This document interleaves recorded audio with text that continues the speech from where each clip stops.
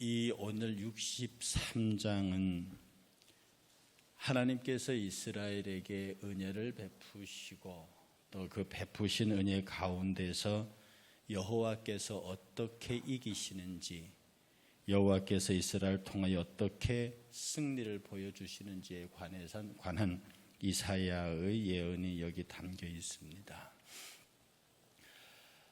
어쨌든 하나님이 인간을 어떻게 보시고 어떻게 생각하시든 관계없이 하나님의 승리는 인간을 통하여 나타납니다. 하나님 혼자서, 하나님은 보이지 않으신 분이기 때문에 그가 승리하셨는지 패배하셨는지는 누구를 통하여 아느냐 하면 우리 인간을 통해서 알 수밖에 없습니다. 인간의 범위를 좁히면 저와 여러분들이거든요. 하나님이 승리하셨는지 하나님이 패배하셨는지는 우리가 이 땅에 살면서 승리하면 하나님의 승리가 드러나는 것이요, 우리가 이 땅에서 패배하면 마치 하나님이 패배한 것 같은 모양으로 이 세상에 드러난다는 사실입니다. 그래서 내가 패배하면 하나님의 영광을 받지 못하는 것이요, 내가 승리하면 하나님의 영광을 받으시는 것처럼 세상은 그렇게, 우리도 그렇게 이해를 합니다. 우리가 하나님 앞에서 승리하고 우리가 하나님 앞에 영광을 돌리면 그가 승리한 것이 되고, 우리가 하나님 앞에서 패배하고 세상 앞에서 하나님의 이름을 드러내지 못하면 하나님의 영광 받지 못하시는 그런 결과가 온다고요. 그러니 하나님께서 당신의 영광을 마땅히 받아야 할 인간들이 당신의 뜻에 어긋나게 함부로 행하고 인간이 자기 마음대로 행할 때 하나님은 진노하십니다. 하나님이 화내시는 것은 세상이 악하기 때문이 아닙니다. 하나님이 분을 내시는 것은 마귀가, 사탄이 못된 짓을 하고 다녀서 그런 것이 아닙니다.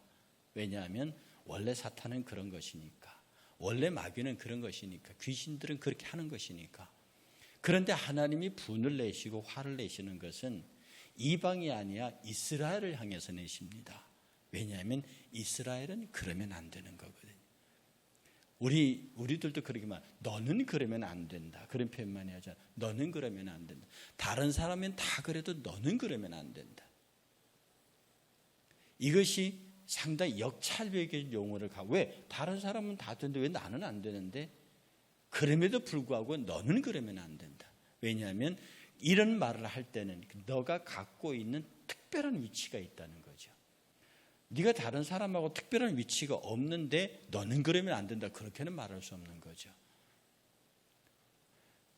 당신이 가진 권한이나 위치나 재물이나 학식이나 기타 등등이 어떤 차이가 날 적에 그렇게 말하잖아요. 배운 너가 그러면 안 된다, 가진 네가 그러면 안 된다, 이쁜 네가 그러면 안 된다, 잘난 네가 그러면 안 된다. 이런 하나님께서 그의 백성들을 특별히 구분하여서 따로 당신의 백성으로 삼으시고 그 백성을 통해서 하나님께서 영광 거두시길 원하는데, 물론 그 백성이 영광을 안 돌린다고 하나님의 영광이 훼손해 가거나 그런 건 아닙니다. 그러나 하나님께서는 그 백성을 통하여 하나님을 모르는 만인들에게서 영광을 받으시기를, 하나님의 칭송을 받으시기를, 당신이 창조하신 목적대로 만물의 영광을 받으시기를 원하는데, 나를 통해서, 여러분을 통해서 그러기를 원하시는데, 나를 통해서 여러분이 통해서 영광은 고사하고 하나님께서 욕을 받으시는 경우가 되게 되면 하나님은 그런 경우에 진노한다는 겁니다. 그럼 왜 우리가 하나님 앞에서 제대로 된 영광을 드리지 못하는가? 왜 하나님을 진노하게 하시는가? 그 분야에 관해서는 성경은 오늘 본문에서도 그러하지만 하나님께서 왜 화를 내셨겠느냐? 하나님께서 왜 너희를 향해 진노했겠느냐? 너희들이 참지 못하고 이방 신들을 가버렸기 때문이다. 너희들이 기다리지 못하고 이방 신들을 같이 내 옆에 두었기 때문에. 내가 그렇게 나 외에 다른 신을 섬기지 말라 했는데 꼭 내 옆에다가 다른 우상들을 갖다 놓는 너희들은 무엇이냐? 나를 그렇게 의지하라고 만드는데 너희는 왜 다른 것들을 의지하고 그것이 마치 무슨 큰 능력이 있는 것처럼 그렇게 그것들에게 의지하느냐? 그게 숨을 쉬느냐, 그게 말을 하느냐, 그게 손을 펴느냐, 아무것도 하지 못하는 나무와 돌의 우상들, 그런 깎아 만든 것으로 너희들이 그것을 신을 삼느냐? 아무도 너를 도와줄 자가 없다. 그러나 도와주는 자가 정녕 너를 도와주는 자가 난데 왜 너희들은 다른 곳에서 나를 찾느냐? 그래서 우리에게는 우리가 근데 그걸 왜 못 참느냐 하면 하나님께서 우리에게 보이는 일정한 기간이 있으세요. 왜? 우리의 시간과 하나님의 타임 스케줄이 다르기 때문입니다. 하나님이 나를 통해서 이루실 일들에 관한 스케줄은 정해져 있는데 참 아쉽게도 나는 내 인생을 살아가는 스케줄이 따로 있다고요. 그럼 나는 지금 급한데 하나님은 안 급해요.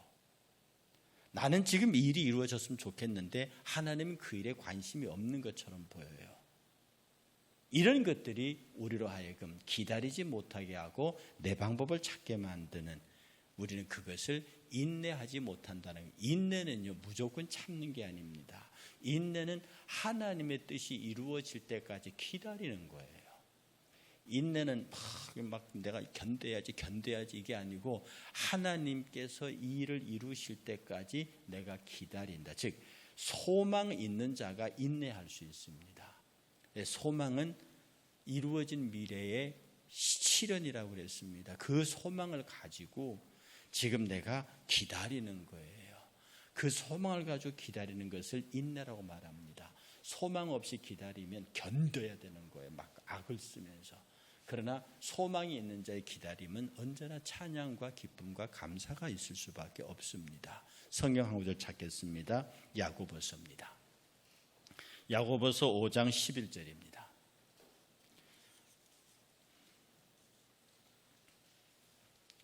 야고보서 5장 11절 함께 봉독하겠습니다. 보라, 인내하는 자를 우리가 복되다 하나니 너희가 욥의 인내를 들었고 주께서 주신 결말을 보았거니와 주는 가장 자비하시고 긍휼히 여기시는 자시니라. 욥의 인내를 보았느냐? 욥의 인내를 보았느냐? 욥에게 주신 하나님의 결말을 보았느냐?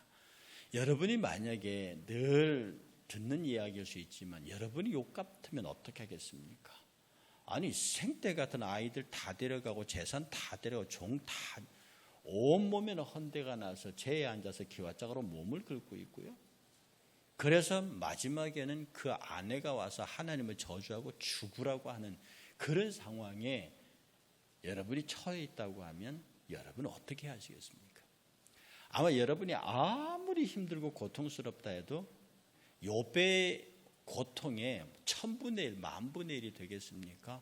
아니 12자녀가 한꺼번에 다 죽고 재산이 다 날아가고 종들이 다 죽고 자기 온몸에는 견딜 수 없는 헌대가 나서 기와장으로 긁고 있고 아내는 하나님 저주하고 죽으라고 그러고 이런 욥의 태도는 어떠합니까?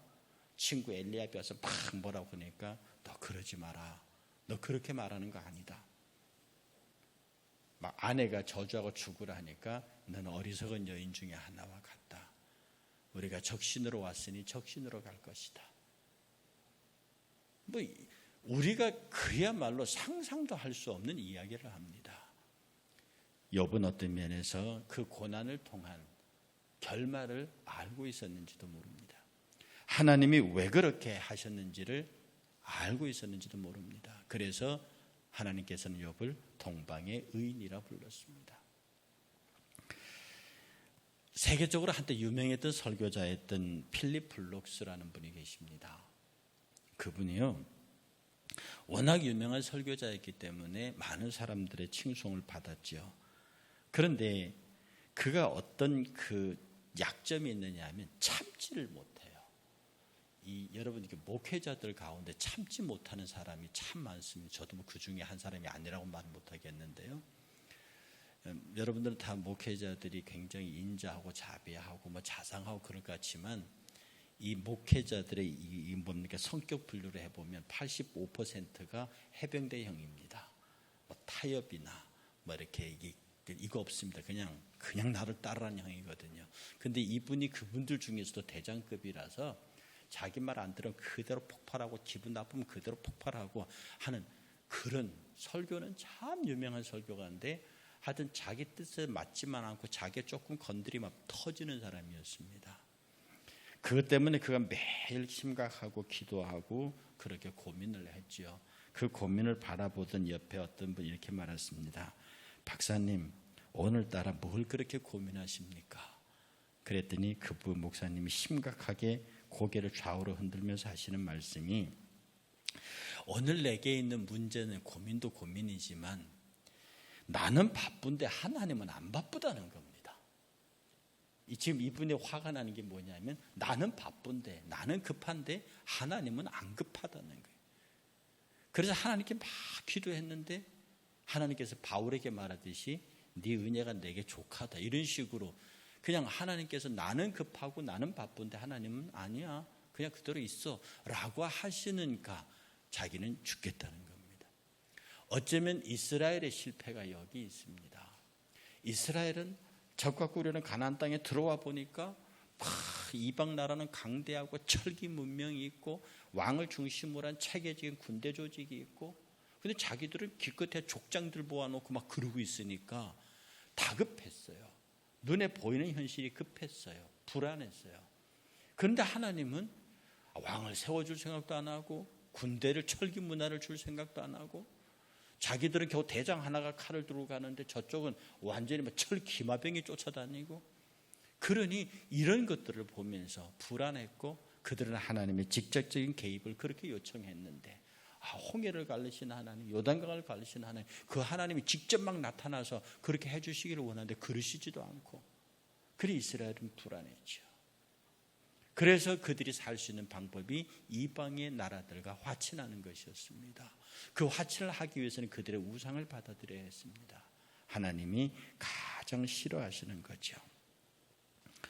오늘 저기 63장 뒷부분에 가보면요, 이런 말씀이 있습니다. 16절에 주는 우리 하나님이시라.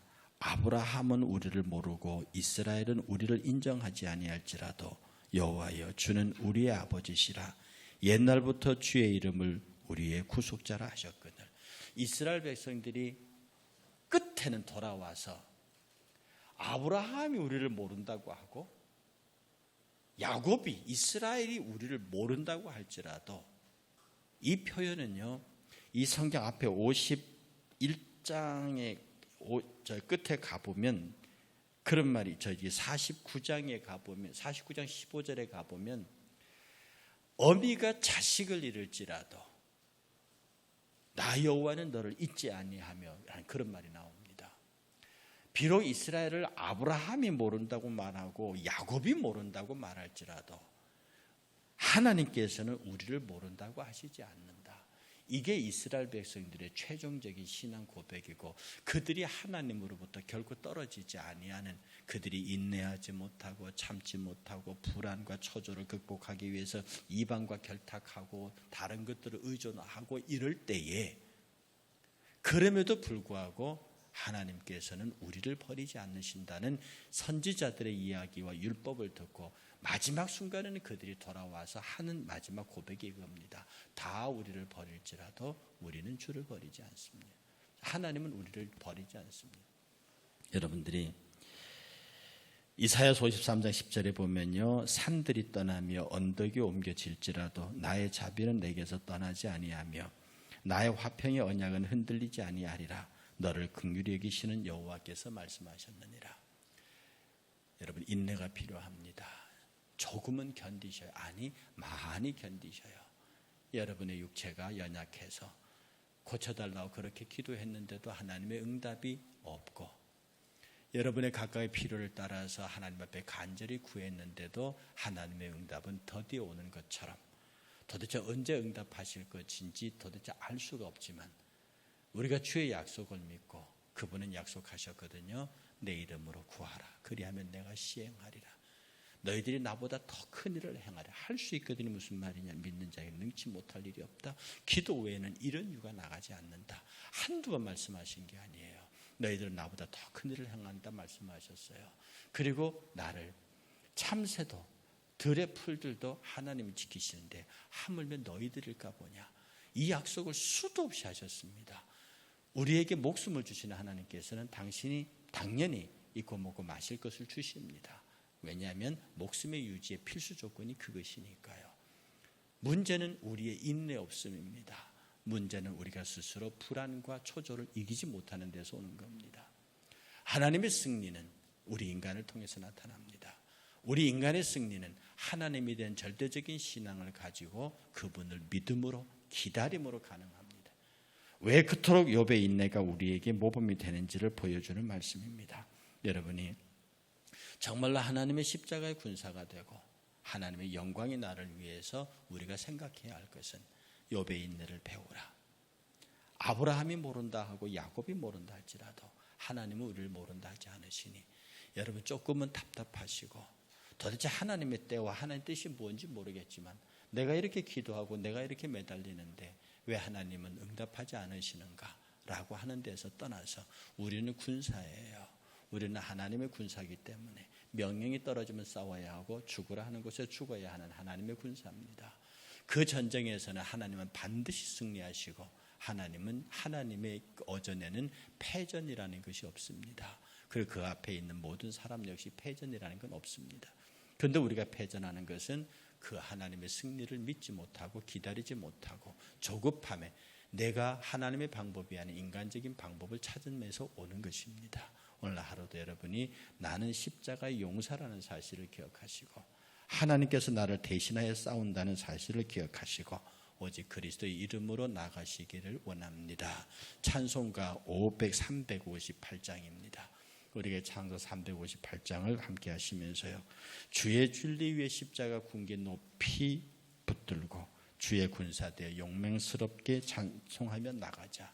이 고백이 승리자가 불러야 하는 찬송입니다. 승리자가 하나님의 은혜를 구해야 하는 찬송입니다. 함께 승리하시기를 주의 이름으로 축복합니다.